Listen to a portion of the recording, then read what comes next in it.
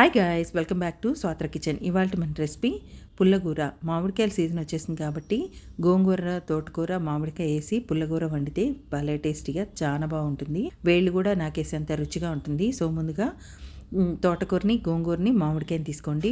ఈ ఆకుకూరలను వలిచేసి 3-4 times wash చేసి పక్కన పెట్టుకోవాలి. ఇప్పుడు ఒక మట్టి పాత్ర తీసుకొని అందులోకి క్లీన్ చేసిన గోంగూరను వేసుకోండి. అలాగే క్లీన్ చేసిన తోటకూరను కూడా వేసేసుకోండి. ఇందులోకి కారానికి తగినన్ని పచ్చిమిర్చీలు వేసుకోవాలి. అలాగే ఒక ఆనియన్ని సన్నగా కట్ చేసింది వేసేసుకోండి. ఒక 3 టమాటాలని సన్నగా కట్ చేసినవి వేసుకోవాలి. రుచికి తగినంత ఉప్పు వేసుకోవాలి.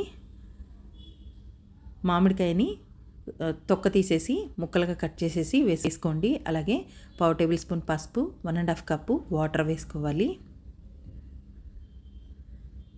వేసుకొని మూత పెట్టి 10 నిమిషాల పాటు ఉడికించండి. 10 నిమిషాల తర్వాత మూత తీసి ఒకసారి బాగా కలపండి.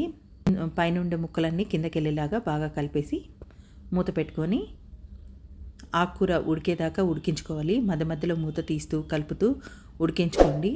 ఎందుకంటే అడుగంటే ఛాన్సెస్ ఉంటాయి కాబట్టి అడుగంటుకోకుండా మధ్య మధ్యలో మూత తీస్తూ కలుపుతూ ఈ ఆకుకూర ఉడికేదాకా ఉడికించుకోవాలి. ఇలా ఆకుకూర అనేది చక్కగా ఉడికిపోయిన తర్వాత మూత తీసేసి గ్యాస్ ఆఫ్ చేసేసుకొని ముద్దకవంతో మెత్తగా ఎనిపి పక్కన పెట్టేసుకోండి. ఇప్పుడు గ్యాస్ మీద ఒక చిన్న కడాయి పెట్టి అందులోకి 4-5 టేబుల్ స్పూన్ ఆయిల్ వేయండి. ఆయిల్ హీట్ అయిన తర్వాత 1/2 టేబుల్ స్పూన్ ఆవాలు, 1/2 టేబుల్ స్పూన్ జీలకర్ర వేసుకోండి. ఇందులోకి కొంచెం ఆనియన్ని సన్నగా కట్ చేసింది వేసుకోండి. 2-3 ఎండుమిర్చిని 2 ముక్కలుగా కట్ చేసి వేసుకోండి. 5-6 వెల్లుల్లి రెబ్బలను వేసుకోండి. కొంచెం పోపు దినుసులను కూడా వేసుకోండి.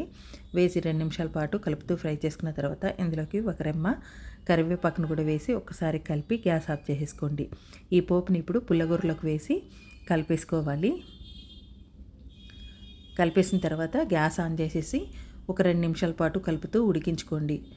ఇలా కొంచెం ఉడికిన తర్వాత గ్యాస్ ఆఫ్ చేసేసుకొని వేడి అన్నంలో ఒక హాఫ్ బాయిల్ వేసుకొని తింటుంటే నిజంగా చెప్పాలంటే భలే టేస్టీగా చాలా బాగుంటుంది. సో అంతేనండి, మామిడికాయ, గోంగూర, తోటకూర, పుల్లగూర రెడీ అయిపోయింది. సో చాలా సింపుల్గా టేస్టీగా ఇలా ప్రిపేర్ చేసేసుకొని ఫ్యామిలీ మెంబర్స్తో, రిలేటివ్స్తో షేర్ చేసుకొని మీకు ఎలా వచ్చిందో నాకు కామెంట్ చేయండి. వీడియో నచ్చితే లైక్ చేయండి.